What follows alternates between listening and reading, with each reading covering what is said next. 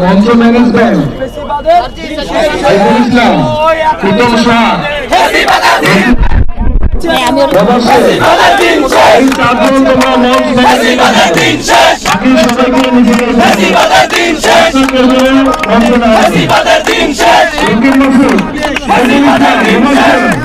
Bangladesh